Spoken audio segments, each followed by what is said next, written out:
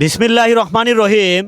এই যে বইনের এই টিউমারটা দেখতেছেন, আজকে প্রায় অনেক বছর ধরে সেটা ডাক্তারে বলছে এখন একদম শেষ পর্যায়ে এসে পড়ছে। নিজে নিজে অনেক চেষ্টা করছেন ভাই যে এটা নিয়ে একটা সমাধান বা একটা চিকিৎসা করে নি। তিনটা বাচ্চা ভাই এতিম হয়ে যাবো ভাই। মা ছাড়া তো এই পৃথিবীতে সব ভাই একবার শূন্য। দেখেন আমাদের বোনের মতো মার বয়সের মানে একজন মানুষ, দেখেন এই যে টিউমারটা ভাই যে কোনো সময় একটা বড় ধরনের একটা অঘটন করতে পারে ভাই। আমরা তো সবারই মা বোন আছে ভাই, যারা বিদেশ থেকে বা আমাদেরকে ফলো করেন।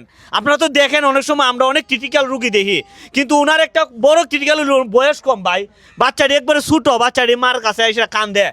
আমরা তখন ভিডিও করতেছি, বাচ্চাটি মনে করছে মার জানে কিতা হয়েছে, মানে তারা এত জোরে কান্না কাটি চেঁচামেচি করতেছে যে আমার মার কিতা হয়েছে, আমার মার কিতা হয়েছে। মাটা যদি জায়গা বাচ্চাগুলো এই তুমি যাবো ভাই। মা ছাড়া তো বাচ্চা একেবারেই অসহায় ভাই। বৃষ্টি পড়লে মুরগি তার বাচ্চাগুলোরে ফাঁকটার নিচে লুয়ে সেটা বয়ে তাই দেখছি ভাই। মা তো রকম, মা বাচ্চারে সারাদিন মানে কুলের ভিতরে রাখে বাচ্চারে।